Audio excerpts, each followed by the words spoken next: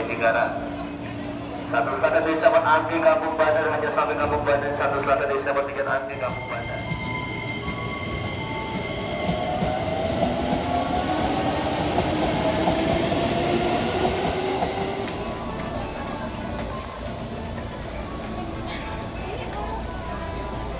Dari jalur 2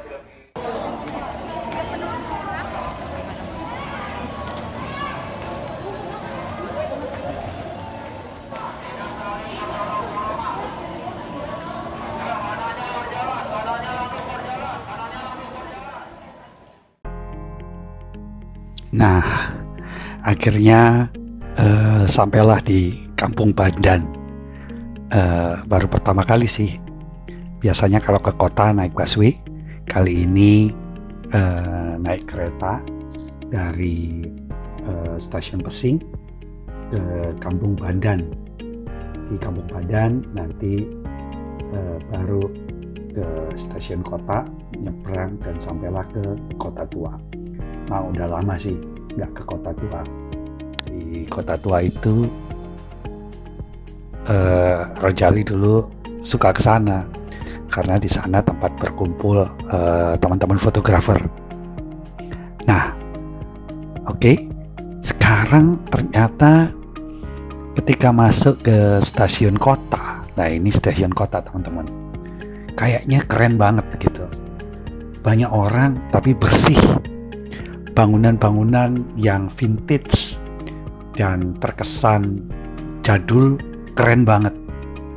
Dan yang patut diacungi jempol adalah walaupun rame tapi bersih gitu. Lihat tuh, bersih banget.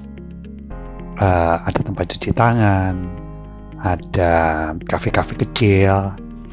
Jadi hari ini memang rame karena kayaknya tuh orang-orang ini mau juga ke Kota Tua.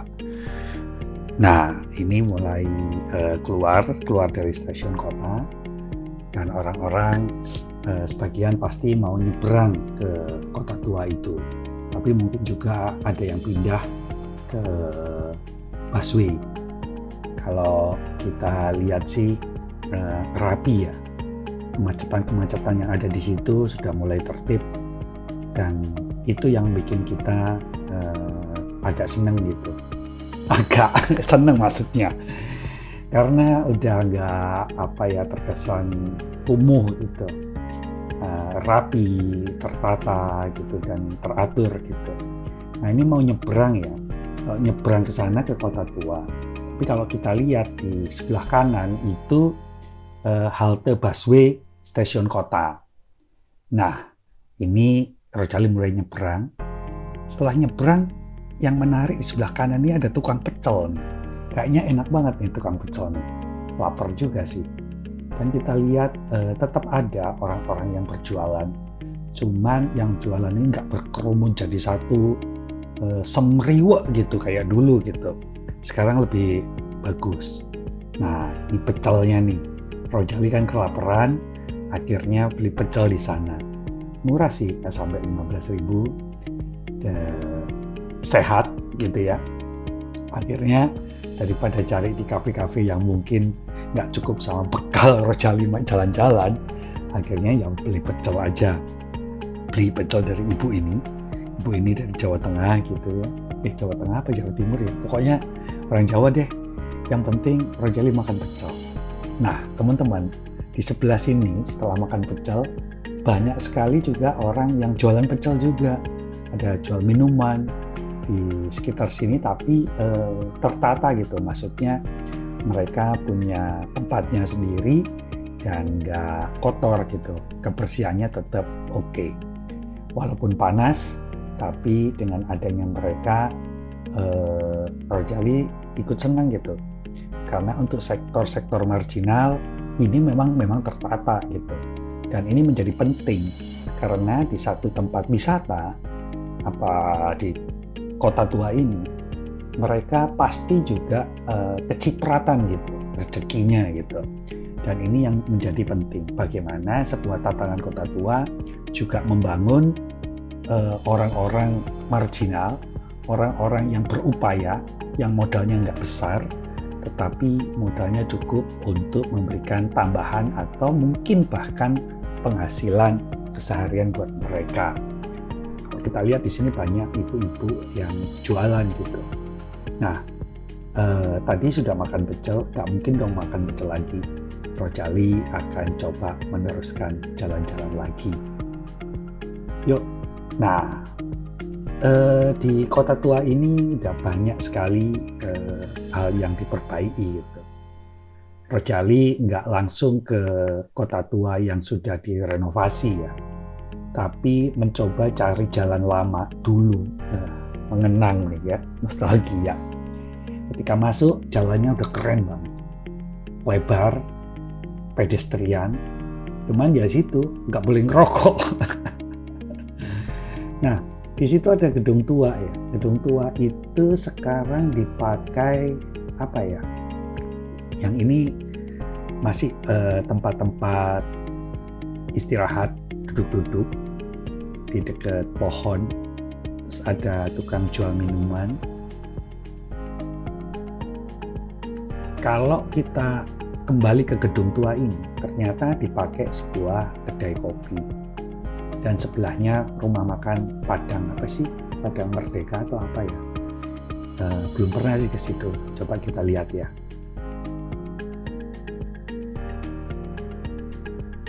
Kopi kenangan sambil mengenang di Kota Tua. Mengenang kehidupan, mengenang kemerdekaan dengan makan nasi Padang. Emang merdeka banget sih, pilih apa aja boleh gitu. Silahkan, yang penting bayar. Bangunannya unik ya, ini bangunan yang sangat tua sekali. Rojali nggak masuk, takut mahal. Ngintip aja dari luar. Ternyata keren loh, tertata keren, vintage banget gitu. Wah, enak banget, jadi pengen makan Padang di Rojali. Enak, keren. Nah, ini sudah mulai jalan, banyak orang-orang yang berlibur di sini, jalan-jalan walaupun panas gitu ya. Tapi oke lah, karena Kota Tua ini merupakan satu kota wisata di Jakarta itu, tempat wisata yang unik gitu.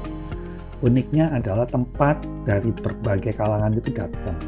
Ada turis, ada orang lokal, bahkan kalau nggak salah Rojali sering dengar tentang kisah tentang anak-anak Kota Tua, anak-anak Kotu.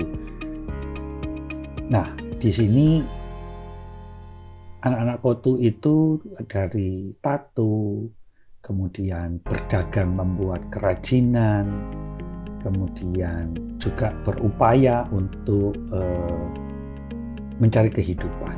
Sebab dulu di gedung ini, nah gedungnya kan keren banget, banyak hal-hal yang menyedihkan. Bahkan ada kisah bahwa di tengah ini dulu, zaman Republik itu jadi tempat penghukuman. Bahkan dihukum mati di sana, ditarik kuda badannya sampai robek gitu. Rojali lupa sih siapa dan siapanya.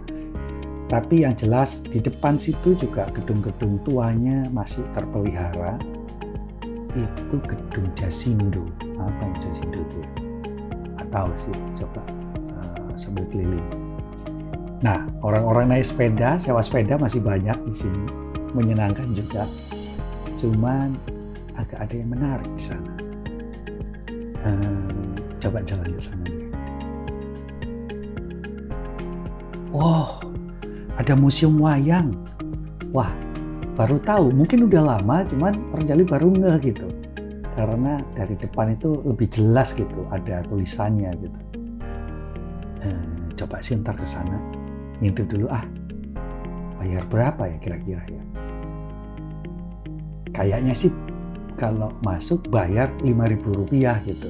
Gak usah ninggalin tas, repot kan kalau ninggalin tas, kayak di museum seberangnya. Emang tidak boleh membawa peliharaan. Hewan peliharaan kali. Nah, begitu masuk, adem banget. Ada disambut patung wayang. Ini mencerminkan nuansa, emang ini museum wayang gitu. Dan ternyata ada Gatot Kaca yang dari wayang goleknya. Tapi kemudian di sini ada tulisan-tulisan yang berbahasa Belanda kayaknya. Nggak mungkin kalau bahasa Jawa. Tapi nggak tahu nih artinya apa. Tapi oke juga sih, lucu. Nah di sini nih bayar 5.000 sambil lihat-lihat tatanan wayang-wayang yang ada di sini. Ini satu adem gitu. Kedua jadi mengingat bahwa memang kita itu harus peduli sama wayang. Kenapa? Karena wayang itu bagaikan kisah-kisah manusia. Semua kisah manusia ada di kisah perwayangan ini. Gitu. Dan ini yang sangat menarik. Gitu. Ini siapa-siapanya, biasanya ada tulisannya di situ ya. Mungkin teman-teman harus ke sana gitu untuk melihat dengan lebih baik.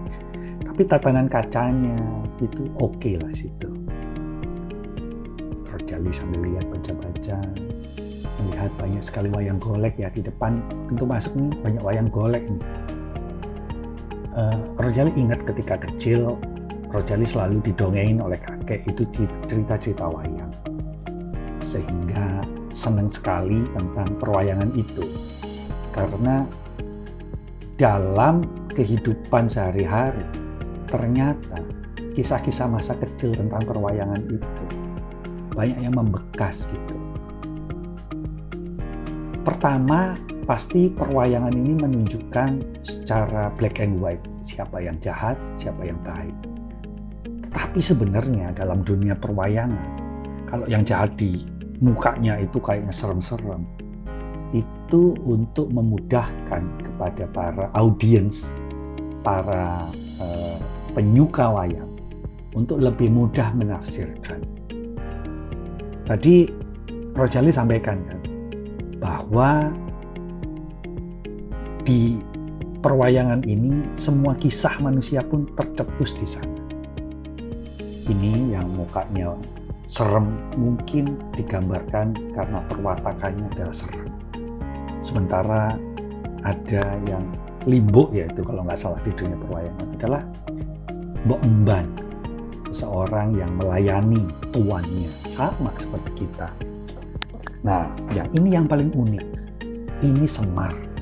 Semar menjadi sumber filosofi dalam dunia perwayangan. Dialah yang paling sakti. Dia yang paling pintar dan bijaksana. Tetapi pertanyaannya, Semar itu laki-laki atau perempuan? Hayo. Sebab ada kisah bahwa Semar ini bukan laki-laki, bukan perempuan, bahkan laki-laki dan perempuan sekaligus. Ketika masuk lagi koridor, ini ada taman sebelah kanan. Dan kalau kita lihat, ini tempat untuk istirahat sejenak, enak banget. Kembali lagi ada tulisan-tulisan Belanda zaman bala gitu. Apa sih itu? Wah, ini oke juga ya. Bisa menafsirkan sendiri atau membawa kita untuk mencari tahu apa sebetulnya maksud hal ini. Di situ ada tulisan Jan Pieterszoon Koen tahun 1634, waduh jadul banget ya. Nah, kemudian masuk lagi, mulai ini tentang dunia perkulitan. Dunia perkulitan ini memang memiliki satu budaya yang kental sekali. Mahabharata, perang Baratayuda. Nah, ini kayaknya ini wayang apa ya? Ini wayang yang bersinggungan dengan simbol-simbol keagamaan. Bagaimana mengisahkan dengan wayang dan disesuaikan agar lebih mudah dipahami oleh masyarakat. Ini boneka ini misterius sekali, siapa ya? Coba nanti Rojali cari tahu. Sebab unik sekali, misterius sekali. Nah, kita wajib beruntung bahwa ada museum perwayangan di sini yang cukup sejuk, enak, dan wajib untuk dinikmati oleh teman-teman. Mengapa? Karena belajar filosofi perwayangan juga akan memperkaya pemahaman terhadap kehidupan kita. Apakah yang jahat selalu jahat, yang buruk, yang baik selalu baik? Bisa jadi belum tentu. Kita hanya tahu ada Pandawa dan Kurawa, baik dan buruk. Tetapi misteri apa yang dibalik perang Bharatayuddha antara Pandawa dan Korawa itu. Bagaimana orang bisa menjadi sedemikian kejam terhadap sesamanya. Ada kisah-kisah yang perlu kita selami, kita pahami melalui museum wayang ini, agar kita mampu memahami, sekali lagi mampu memahami apa yang terjadi dalam kehidupan melalui kisah-kisah sejarah yang kuno tetapi tetap terpelihara hingga saat ini. Nah, akhirnya teman-teman, sebelum beranjak lagi ke ruangan-ruangan lain, karena ruangan ini menarik sekali, vintage, ruangannya banyak, masing-masing ruangan itu punya kekhususan. Kita coba ya, kita jalan. Apakah ada wayang kulit Mahabharata atau wayang Ramayana? Kita lihat. Kalau kita ikuti terus, ini akan dipertunjukkan juga bagaimana ada nanti gamelan juga di sana. Dan ini unik dan sekali lagi sangat patut untuk dikunjungi ya. Sebab di tempat ini bagikan sebuah oase pemahaman dan pemikiran kita.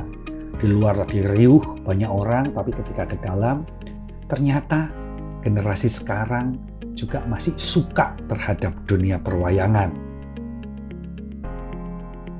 Itulah sebabnya wayang bukan berarti masalah kuno saja. Karena apa? Lihatlah, generasi saat ini pun mereka tertarik untuk mempelajari hal-hal yang disampaikan dalam bentuk cerita dan nilai-nilai.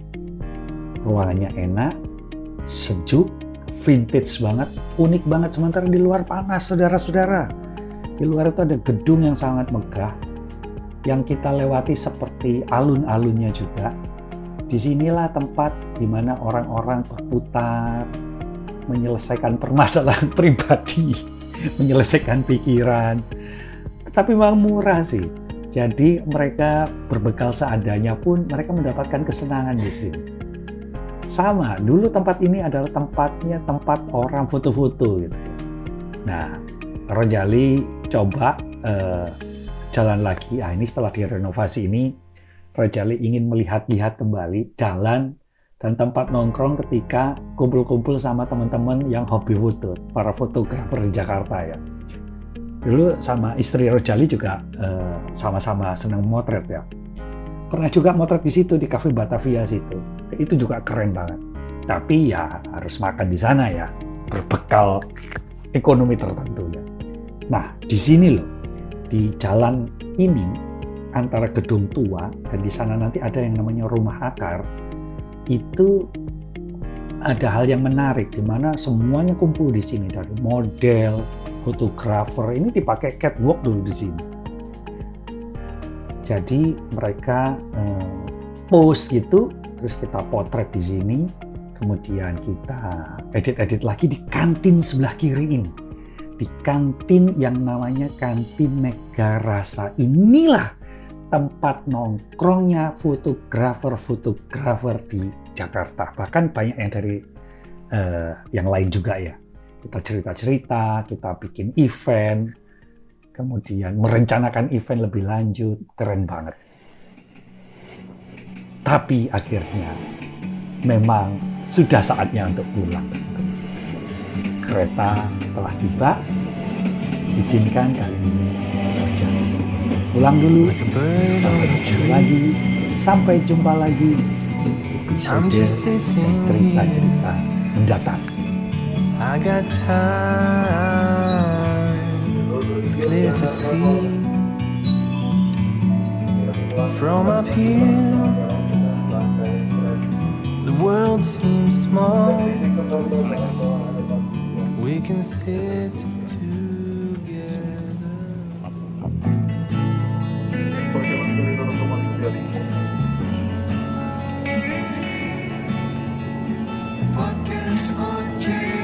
Bisa ditutup